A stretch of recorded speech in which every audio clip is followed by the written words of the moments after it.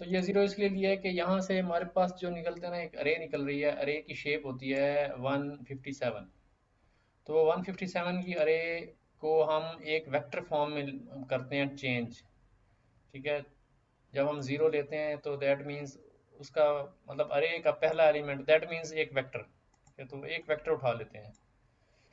तो वेक्टर उठा के हम फिर उसको डालते हैं इसके अंदर, इस सैम्पल फंक्शन के अंदर। सैम्पल फंक्शन जो है हमें फिर लॉग से डिवाइड करके और e raise to power that वो करके हमें वहाँ से एक सैम्पल लेके देता है। ठीक है, जो कि मोस्ट प्रोबेबिलिटी, जो मोस्ट प्रोबेबल सैम्पल होगा वो वहाँ से हमें वो दे देगा। ठीक है, ठीक है, ये आप देख रहे हैं कि यहाँ से हमारे पास इसमें से आर्ग मैक्स आ रहा है ना। आर्ग मैक्स का मतलब जो प्रोबेबिलिटीज़ की जो मैक्सिमम वैल्यू होगी उसका हमें इंडेक्स निकाल देगा यहाँ से। ठीक?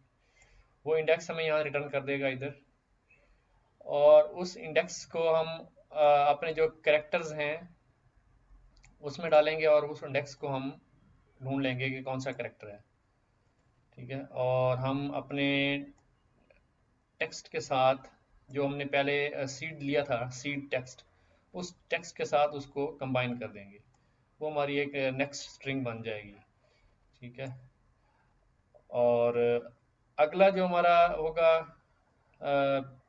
सैम्पल, वो ये होगा कि हम पहला पहला उसका छोड़ देंगे और नेक्स्ट ले लेंगे। यानी वन वन से, यानी कि फर्स्ट करेक्टर, जीरो करेक्टर नहीं, फर्स्ट करेक्टर से एंड तक। तो वो हमारी नेक्स्ट नेक्स्ट वो हो जाएगी इनपुट। तो इसी तरीके से फिर ये वापस इसमें इस लूप में आएगा दोबारा से। इसी तरीके से ये बार बार ये प्रिडिक्शन करेगा, 400 दफ़ा करेगा। और दैट मीन्स कि आपका वो बिल्कुल ही चेंज हो जाएगा सिनेरियो। तो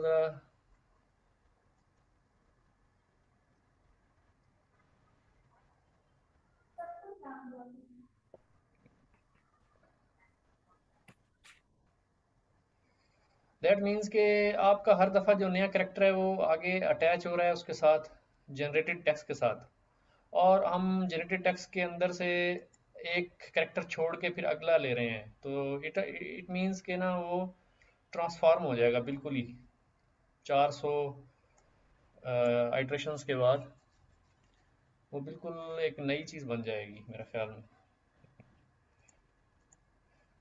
फिर और हर दफ़ा ये सैम्पल ले रहा है हर दफ़ा, उसमें से फिर ये 40 character enumerate generated text, generated text में से जो है इसके इंडेक्स और करेक्टर उठा रहा है, और उसकी वो बना रहा है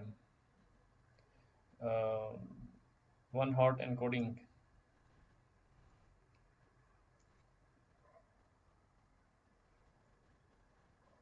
ठीक है, तो ये है। अगर इसमें किसी की और कोई अंडरस्टैंडिंग है तो ज़रा थोड़ा अपना आप भी इनपुट दे दें।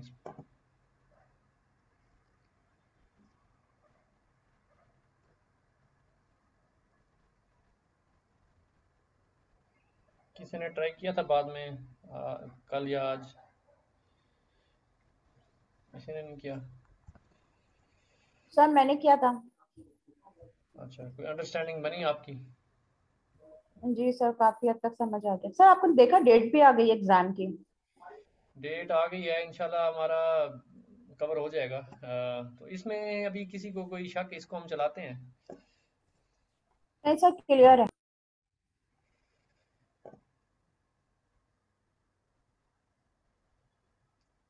हर दफ़ा जो है ये जनरेटेड टेक्स्ट जो है ना, ये है नया। ठीक है, क्योंकि यहाँ पे ये चेंज हो रहा है इधर। पहले ये जो करेक्टर आपका प्रेडिक्ट कर रहा है उस करेक्टर को इसके साथ कॉन्केटिनेट कर रहा है। ठीक है, ये कॉन्केटिनेशन हो रही है, और कॉन्केटिनेट करके आपको मतलब अब दैट मीन्स कि आपका एक नया नया स्ट्रिंग बन गया जिसमें हम एक नया करेक्टर ऐड किया है। ठीक है, और उस करेक्टर को हमने उसके साथ अटैच कर दिया आपके जो सीड था, यहाँ पे जो सीड लिया था, ये सीड सीड के साथ अटैच कर दिया। दैट मीन नई स्ट्रिंग बन गई, नई स्ट्रिंग। ठीक है, नई स्ट्रिंग जैसे बनी उसमें फिर फर्दर नेक्स्ट जो स्ट्रिंग हमारी इनपुट होगी दैट मीन्स हमने एक करेक्टर छोड़ दिया शुरू वाला, और अगला कैरेक्टर पकड़ लिया, अगले कैरेक्टर से लेके एंड तक इंक्लूडिंग दैट जो कि हमने प्रिडिक्ट किया था। मिसाल के तौर पे यहाँ पे प्रिडिक्ट हुआ था ए, तो ए यहाँ अटैच हुआ, ठीक है। और ए जब अटैच हुआ और उसके बाद हमारी जो नेक्स्ट इनपुट स्ट्रिंग होगी उसको हमने चेंज किया, यानी कि उसकी पहला पहला जो करेक्टर था वो छोड़ दिया और वन से लेके एंड तक।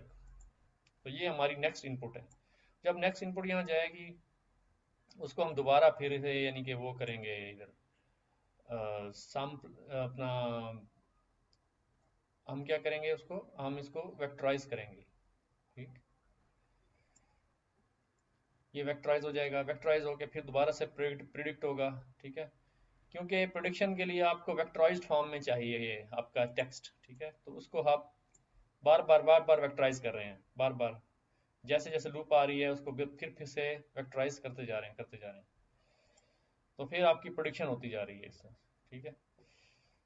तो ये चक्कर चल रहा है। अब हम इसको रन कर लेते हैं दोबारा से, ताकि हमारा यहाँ पे वैल्यू भी कुछ और थी, यहाँ 60 थी, और मेरा ख्याल में इसको टाइम लगेगा। चलें इसको हटा देते हैं,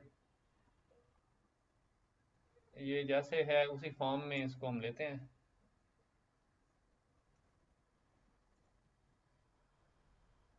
जिस फॉर्म में है उसी फॉर्म में लेते हैं, ठीक है।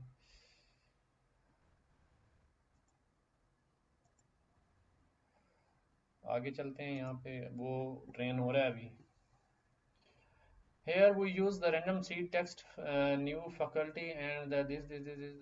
तो ये उसने एक टेक्स्ट लिया, पहले एक सीड टेक्स्ट लिया। Here's what you get at epoch 20 long before the model has fully converged with temperature 0.2।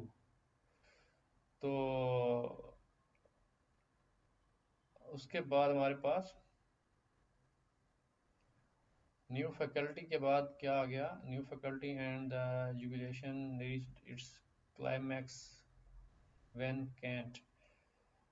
तो ये आ गया, new faculty and the jubilication reached its climax when Kant and such a man in the same time the spirit of the surely and the such as a man is the. तो ये एक आपका आ गया। उसके बाद हमने temperature बढ़ाया, temperature बढ़ाया तो फिर क्या आया इस तरीके से, new faculty and the jubilation reached its climax when Kant is in the entered and such man as it's also became himself the condition of the experience of the basis of superiority। तो ये थोड़ा सा unreasonable थोड़ा सा लग रहा है। अच्छा उसके बाद टेम्परेचर 1.0 किया तो फिर ये आया as a prelating of manner or to the definities and transpect it to so।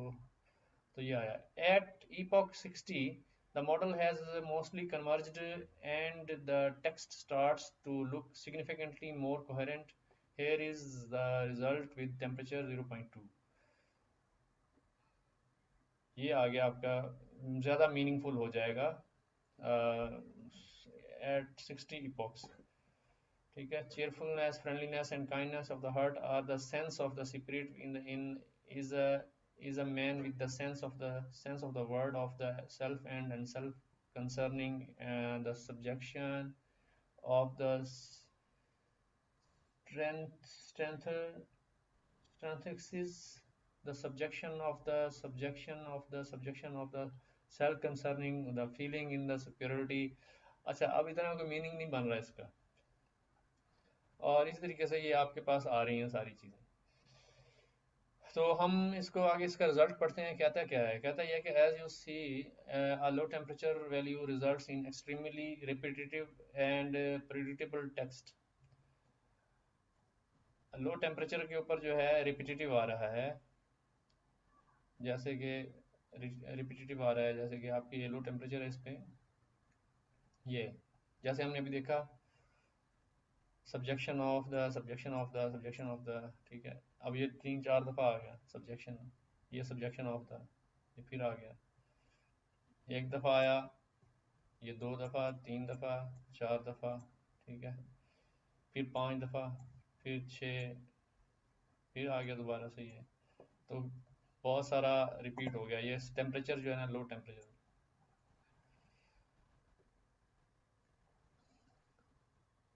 But local structure is highly realistic. In particular, all words, a word being a local pattern of the characters, are real English words. That means कि आपको जो एक word बना है ना, वो कोई यानी कि हैरान कुन नहीं है, यानी कि सेंसलेस कोई वर्ड नहीं बन गया कि उसकी कोई मीनिंग ना हो। वो वर्ड जो है लोकल पैटर्न जो है, जो उन कैरेक्टर्स को जोड़ के एक वर्ड बना है, जो हमारा उसने वो किया है, ये सारी प्रोडिक्शन आई है ना। तो प्रोडिक्शन में कोई ऐसा वर्ड नहीं है जो कि सेंसलेस हो, जैसे अब ये सेल्फ कंसर्निंग है या सब्जेक्शन ऑफ। तो उसमें ज़्यादातर वर्ड जो हैं वो, अब पता नहीं ये इंग्लिश का वर्ड है या नहीं, इंग्लिश का वर्ड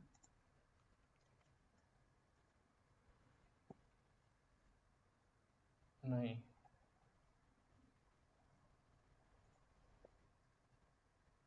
तो कोई या कोई कहीं ना कहीं कोई सरप्राइजिंग वर्ड आ गया, लेकिन अक्सर जो है वो मतलब ठीक है। With higher temperatures, the generated text becomes more interesting, surprising, even creative. It sometimes invents completely a new word that sounds somewhat plausible, such as eterned and what this is some word. तो ये surprising word नए word बना दिए उसने। With a high temperature, the local structure starts to break down. मतलब आपका जो local structure है वो मतलब सरप्राइजिंग हो जाता है। आपके ओरिजिनल वर्ड्स नहीं होते, बल्कि एक नए वर्ड क्रिएट हो जाते हैं। And most words look like semi random string of characters. ये वैसे इंपॉर्टेंट चीज़ें हैं ये ना, मेरे ख्याल उसके पॉइंट ऑफ व्यू से, कि आपका जो लो टेम्परेचर के ऊपर क्या होगा, हाई टेम्परेचर पर क्या होगा, एट्सेट्रा। तो अगर हाई टेम्परेचर होगा तो लोकल स्ट्रक्चर जो है वो ब्रेक डाउन होना शुरू हो जाएगा। दैट मीन्स आपके जो वर्ड का स्ट्रक्चर है, इंग्लिश वर्ड्स नहीं होंगे वो, फिर और कोई वर्ड्स होंगे जिनके कोई मीनिंग ही नहीं होंगे। ठीक है। And most words look like semi-random string of characters. Without a doubt, 0.5 is the most interesting temperature for the text generation in this specific setup. Always experiment with multiple sampling strategies. तो आप मतलब मुख्तलिफ sampling पे check कर सकते हैं, 0.1, 0.2, 0.3, 0.5 and so on. Without a doubt, अच्छा ये हो गया। Always experiment with the multiple sampling strategies. A clever balance between learned structure and the randomness is what makes the generation interesting. यानी कि न्यू वर्ड या जो आपके लेजिटिमेट वर्ड्स हैं इंग्लिश के, तो उसके अंदर बैलेंस करना है हमने। तो उसमें यार लाजमी बात है आप टेम्परेचर को जो है वो कंट्रोल करेंगे।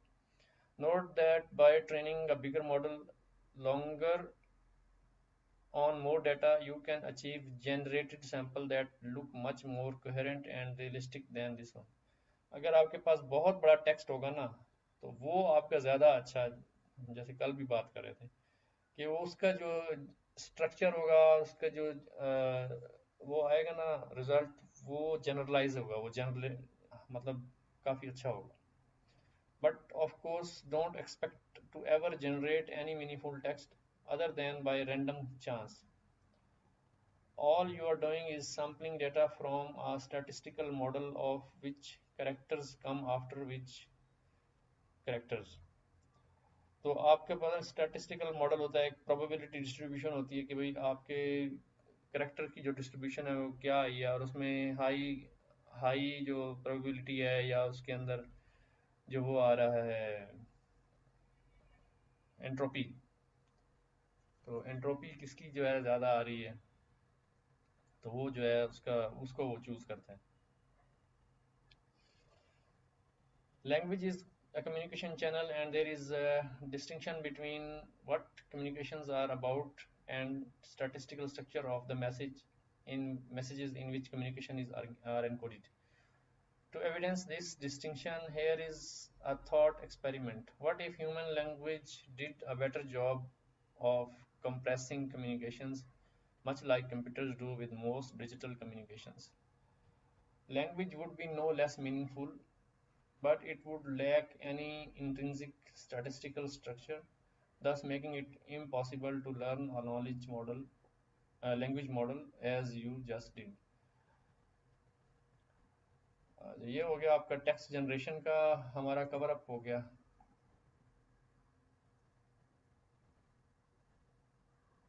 ये आपका जो आ रहा है at the end of epoch, ये बन रहा है आपका। अब देखें, हमने तो 60 कैरेक्टर्स का लिया था, ठीक है, लेकिन वो हमें जो है फिर एंड पे क्या बना के दे रहा है, पूरा एक पैराग्राफ।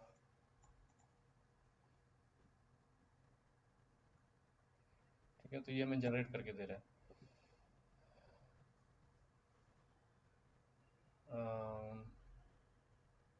हाँ, ये यहाँ पे आके फिर हमें मेरे ख्याल ये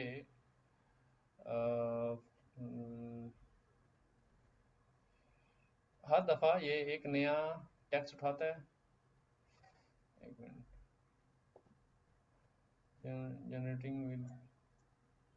जनरेटिंग विद सीड, ये तो सीड हो गया ना, और उसके बाद ये टेम्परेचर 0.2 के ऊपर हमें इसने ये जनरेट करके दिया। लेकिन ये कहाँ प्रिंट हो रहा है, इसका कोई आइडिया है? ये वाला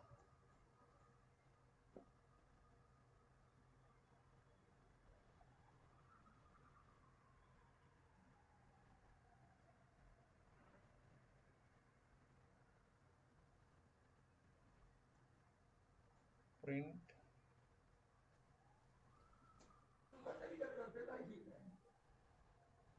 ये डेफिनेटली टेम्परेचर के बाद हो रहा है, इसके बाद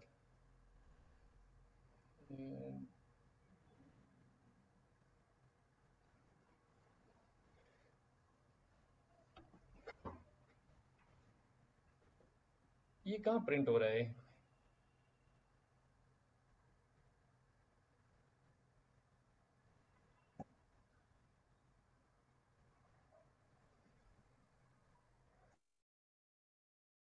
एक मिनट होल्ड कीजिएगा जी।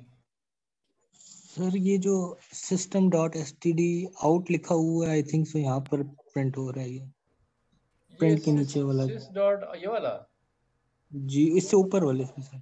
ओह, ये हो रहा है, ये हो रहा है, ठीक। जी जी सर, ये क्योंकि ये भी I think so output streaming का फंक्शन है।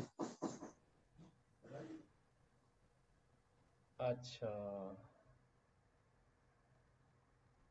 लेकिन अभी तो ये तो पहले ही, यानी कि यहाँ अभी इसने स्टार्ट ही किया। सर ये मेरे ख्याल में सबसे जो लास्ट लाइन या sys डॉट स्टैंड आउट सबसे लास्ट वाली है ना, इसमें पर कैरेक्टर ये ऐड अप होता जा रहा है। ये तो सर और फिर उसके बाद ये ऊपर ये तो कैरेक्टर दिखा रहा है ना कि ये सर हो भी कैरेक्टर ही रहा है, ये नीचे हो भी कैरेक्टर ही रहा है सर। ये स्ट्रिंग में होगा सर, ये तो पूरी स्ट्रिंग आ रही है ना, ये वाली। ये स्ट्रिंग कैरेक्टर वाइज आ रही है सर। ये अच्छा, क्योंकि 400 टाइम्स, ये 400 टाइम्स जब चल रहा है ना, तो ये 400 होंगे। आप इसको कॉपी पेस्ट करें जरा वर्ड के अंदर, ये कितने आते हैं इसकी इसकी वर्ड लेंथ कितनी बनती है ये? हाँ, इसको यहाँ से लेके ये 400 से बहुत ज्यादा है सर। आप इसको बट से कॉपी करें, बट से, क्योंकि ऊपर वाली जो लाइन है ना, ये well as the culture civilisation of comparison, ये मेरे ख्याल में बट 60 कैरेक्टर्स हैं। उसके नीचे वाले ये हैं। हाँ नहीं, ये बट से, but yet local the slang of existence, ये यहाँ से ये जो बट येट लिखा हुआ ना, बट येट, बट नहीं, as well as the culture, यहाँ से होगा सिविलाइजेशन ऑफ कंपैरिजन। नहीं सर, ये जो एज वेल लिखा हुआ ना, ये 60 कैरेक्टर्स हैं, ये 60 कैरेक्टर्स हैं। और ये जो प्रिंट आपकी आ रही है ना, प्रिंट टेम्परेचर, उससे नीचे वाली लाइन के 60 कैरेक्टर हैं, और उसके बाद 400 कैरेक्टर्स आते हैं बट येट से स्टार्ट हो। सही। ये आपका जो है ना पहला इपॉक खत्म हुआ ना, ये पहला इपॉक पहला इपॉक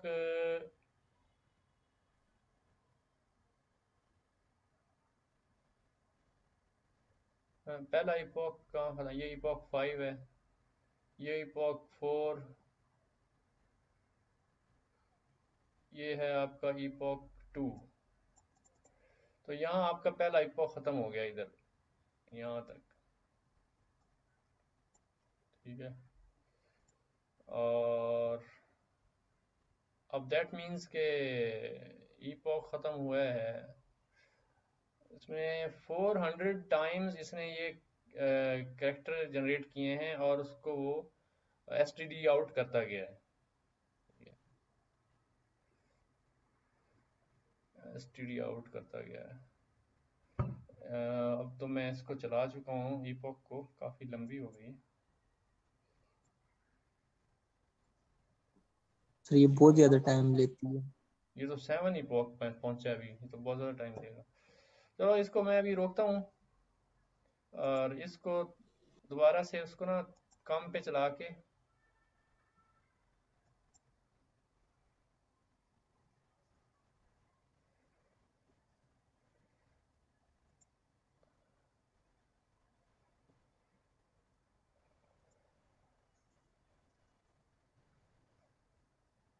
यहाँ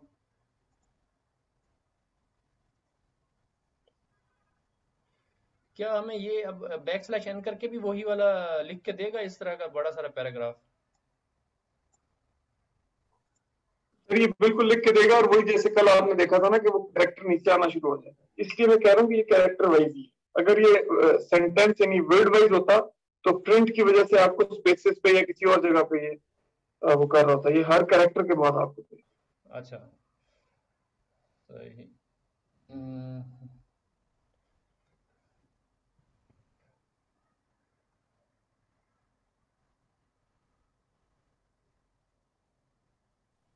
तो जैसे ही फॉर लूप एक दफा चलता है ना तो वो तो उसमें वो आ जाता है।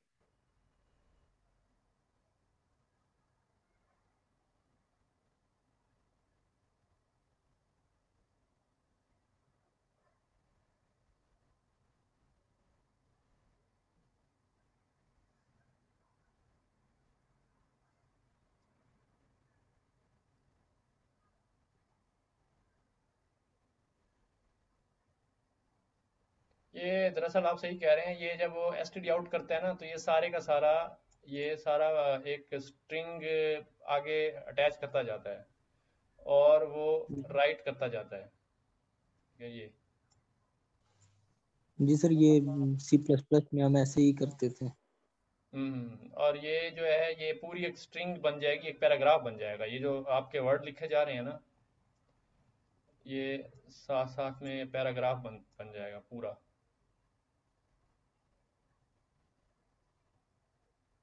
ठीक है ना। बस वो समझ आ गई इस चीज़ की। ये जो है आपका, जब ये जो ये इसकी वजह से हो रहा है, ये जब आपका प्रिंट होता है ना, हर कैरेक्टर, जो भी कैरेक्टर नया आपका प्रिडिक्ट कर रहा है तो वो उसको विदाउट एनी स्पेस, ये तो हमने खुद से ऐड किया ना, विदाउट एनीथिंग, तो वो उसको आगे अटैच करता जाएगा, चाहे वो स्पेसिस आ रही हैं चाहे वो कॉमा आ रहे हैं, ठीक है। क्योंकि आपके पास यहाँ पे जो ये है, यहाँ पे एक स्पेस भी है, ठीक है, बैक स्लैश एन भी है, एवरीथिंग, ठीक है, ये है। तो किसी को समझ ना आई हो इस चीज़ की, ठीक है, समझ आ गई ना। बस इसको स्टॉप करते हैं, हो गया ये।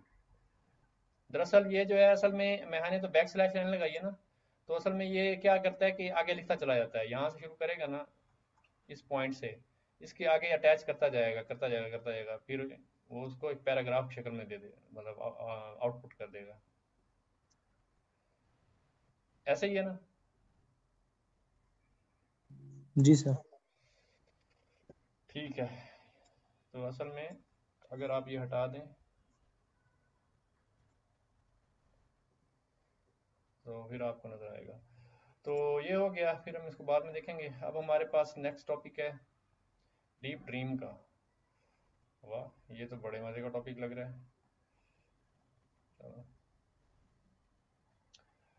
Deep Dream is an artistic image modification technique that uses the representations learned by the convolutional neural network. It was first released by Google in the summer of 2015. एक मिनट होल्ड कीजिएगा।